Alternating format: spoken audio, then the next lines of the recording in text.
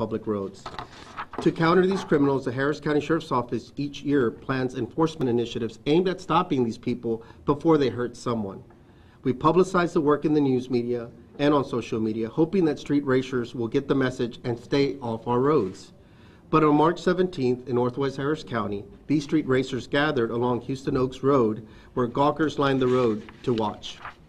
One of these racers, Ronald Gray Pace III, drove off the road into the crowd, seriously injuring 2 men.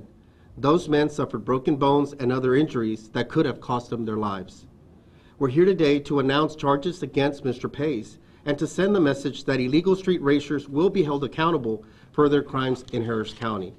Now I'd like to introduce Captain Quincy Whitaker to discuss our street racing efforts, and our next speaker will be Captain Whitaker.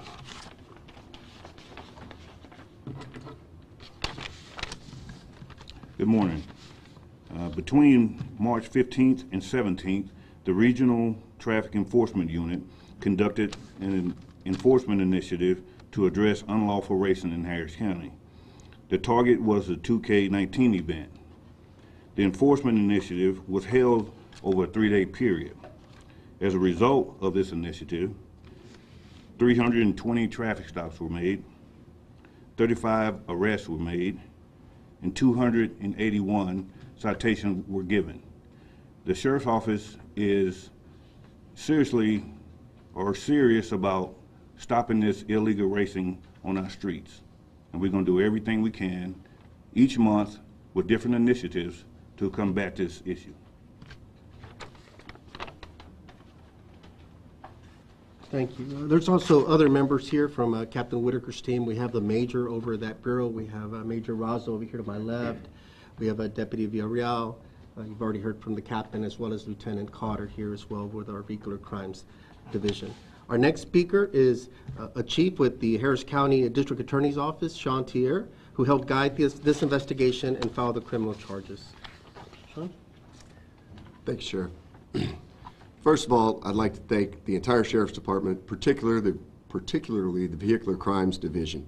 This case that we're speaking about today, they've worked tirelessly from the time of the crash to the charges being filed last night. In fact, Deputy Villarreal hasn't even been asleep. We filed the charges late last night. He's here immediately from that. This is one of the best investigative units in our county in this area, and it's a pleasure to work with them. As Captain Whitaker said, street racing is a very big deal in Harris County.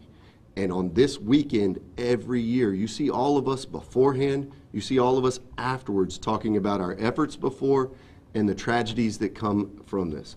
We have at least 2 fatalities on this weekend directly attributable to street racing. There were 19 total deaths on the roadways in this weekend. Many of them, even if we can't say specifically street racing, it certainly didn't help. This case specifically, we have video, we have pictures. These injuries are horrific. In fact, I am shocked that these 2 young men were able to survive. And sadly, and in most of the times, they don't survive when pedestrians get struck by cars like this.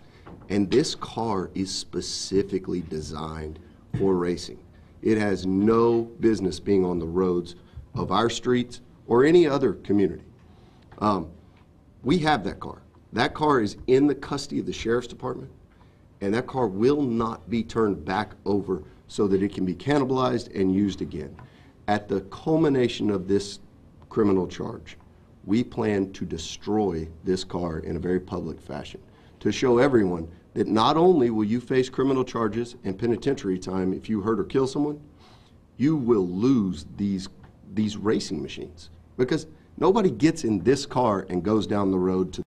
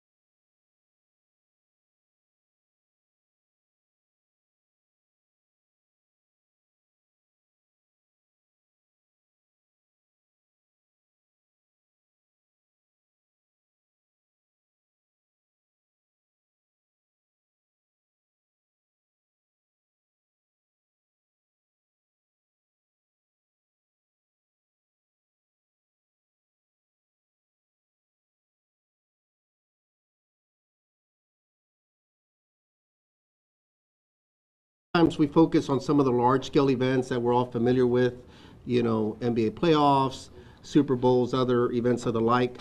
But this is an event for car racing enthusiasts. You know, they come, it's a sanctioned event, it's well organized, it's on a track.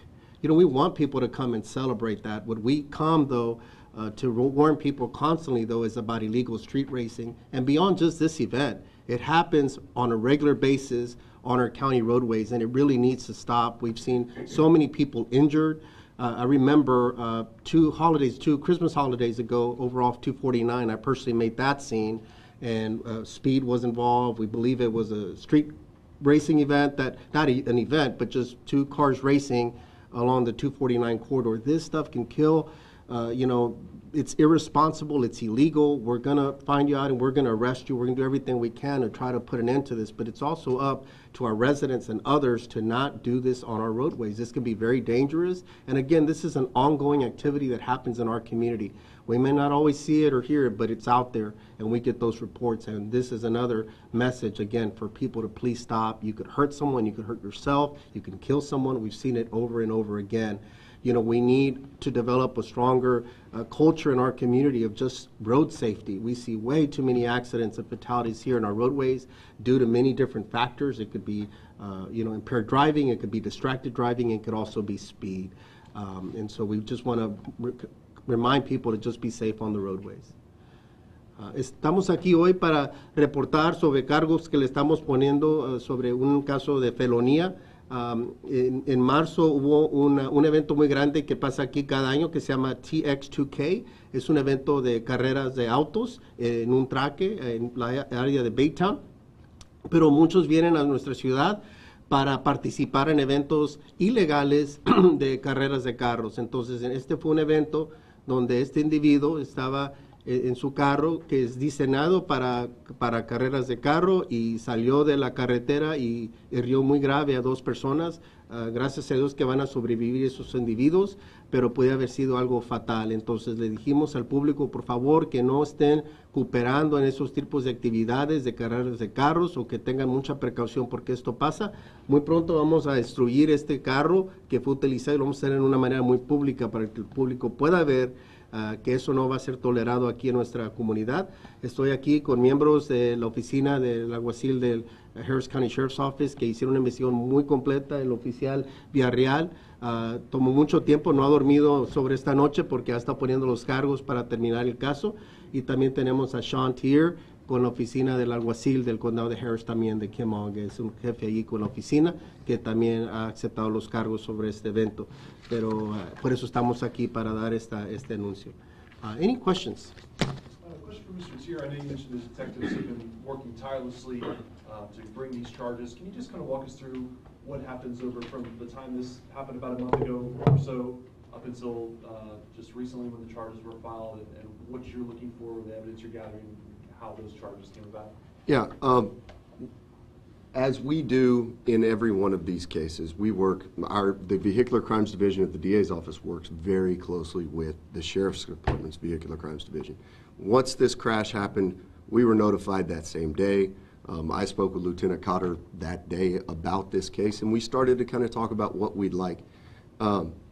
We both handed it off to Chandler Rain, who's in my office, and Deputy Villarreal, and they went through exactly what they were looking for, surveillance footage, things like that.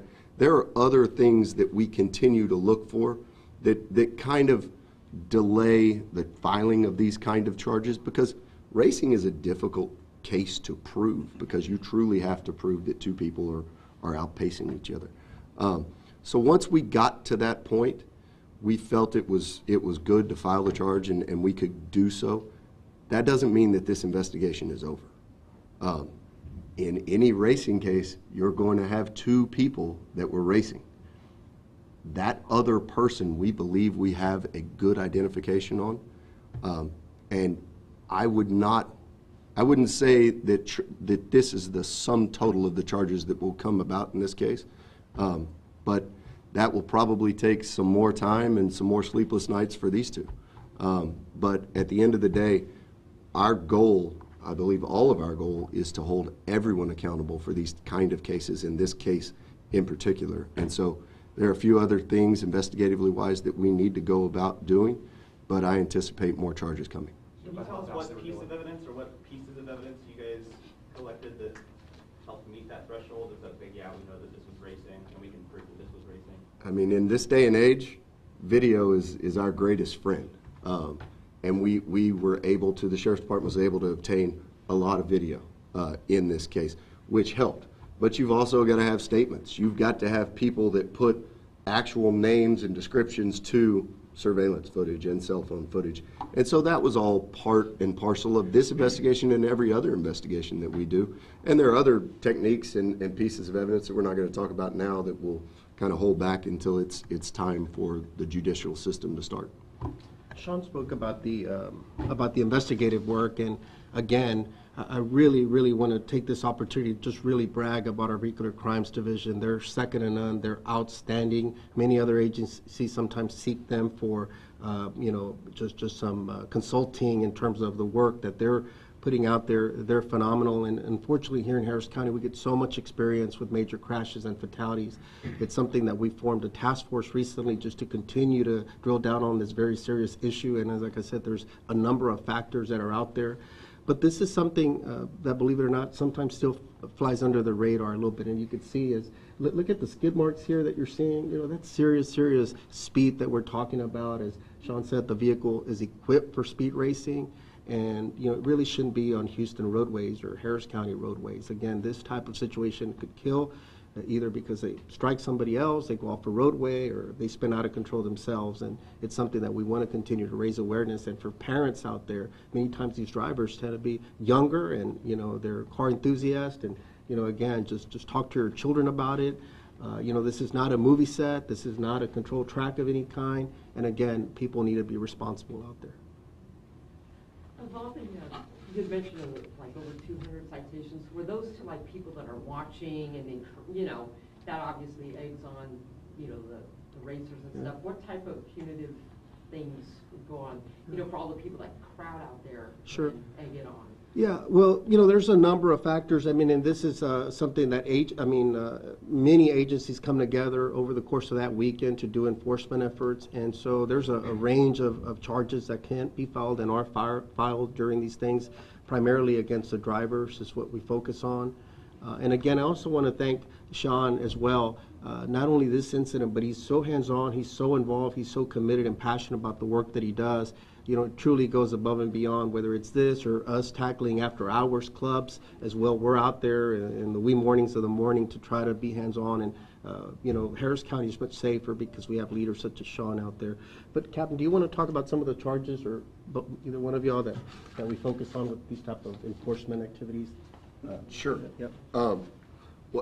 For specifically the people that are out there watching, in all practical terms, criminal charges aren't very likely. The repercussions for those people are exactly what happened here. People die that come watch these races. This, like the sheriff said, this isn't a controlled track. This isn't a movie set. They're just on the side of the road. And when these people take off at those speeds and lose control, everybody around gets hit. People die. Those are the repercussions that everyone that decides to try to go out to one of these needs to focus on. For the actual drivers, as the sheriff said, those are the people that we're focusing on, and you're facing anything from a Class B reckless driving all the way up to a second-degree felony like Mr. Pace is already facing, ×2. And you don't have to be, as the other driver will soon find out, you don't have to be the striking car to face the exact same punishment range in these types of cases. If you are participating in a race and someone dies or gets seriously hurt, that is a second-degree felony, period. You don't have to be the striking car. Mr. Pace was the striking car. The other individual was not, but he will be facing the same penalty range. Sir, you mentioned that more charges is going to be coming. What kind of charges? We anticipate, at the very least, to charge the other person in the other car that was racing. He didn't lose control. He didn't strike anybody. He completed his race, for lack of a better term. But because he participated in that race and Mr. Pace lost control, He'll be facing the exact same charges. Racing, resulting in serious bodily injury, 2 charges. How fast were they going? We don't have that exactly, and when we do, that won't be kind of released until we do probable cause and going forward toward an indictment. But those are things that we're looking at. We have a full reconstruction team. As the sheriff said, and I like to brag on Sheriff's Department Vehicular Crimes Division, they're the best. And they're the best at reconstruction. They have reconstructionists who that's all they do is put together causation and speed. And when they tell you something, it's pretty much you can take it to the bank. So when they get done with it's math that I can't even imagine. So when they get done with all of that, we're going to have all the speeds. But suffice it to say, it was fast enough to do that to a stationary truck and to almost kill 2 people. So they were going plenty fast. We got here late, so. Maya, we're shocked. Well, they didn't tell me I was supposed to be here until 8:55, okay? But we're being brutally honest. So do you want to? You didn't speak it. Yeah, I did not speak over here, but part of what I was response. So I don't know if you want to repeat to us who you charge in front of everyone, or you want to do it off to the side. I don't really care, but. Okay. This is Sheriff Show. Yeah, no. Yeah, we're just out here to announce that we were able to charge an individual. His name is, on March 17th in Northwest Harris County, these street racers gathered along Houston Oaks Road where gawkers lined the road to watch.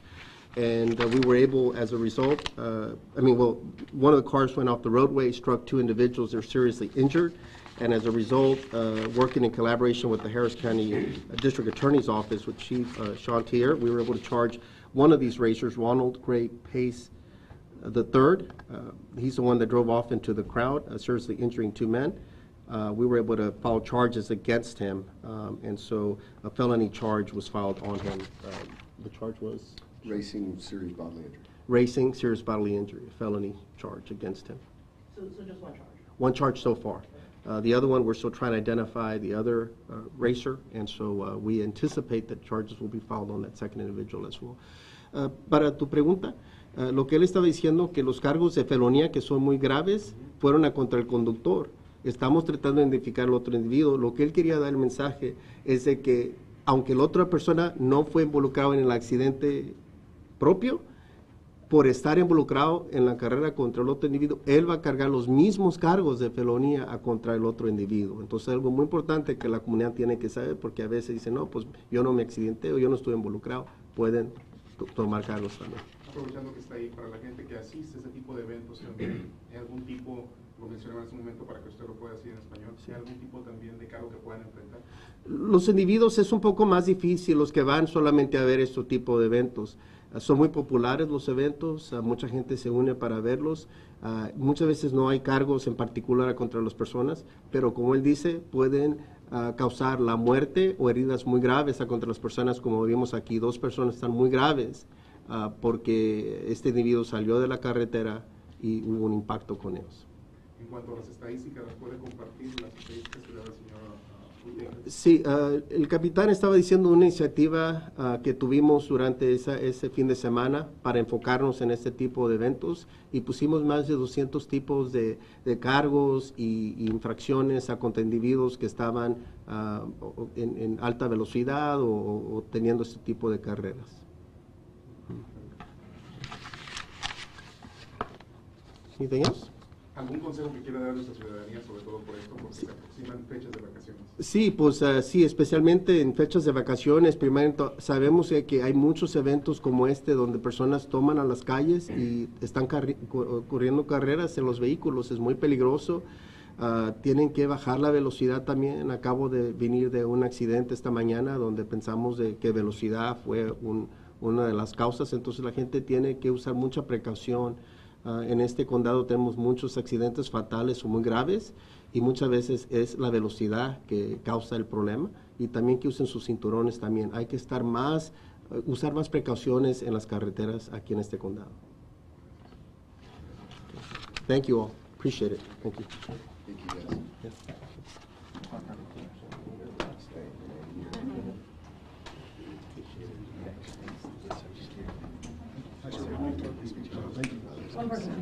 Sorry, Maya. Maya was late, everybody. Oh, Maya was like, Maya was waiting outside. She said, She was like, no, I'm gonna make him do it again. No, like, oh my God. Well, they both have fevers.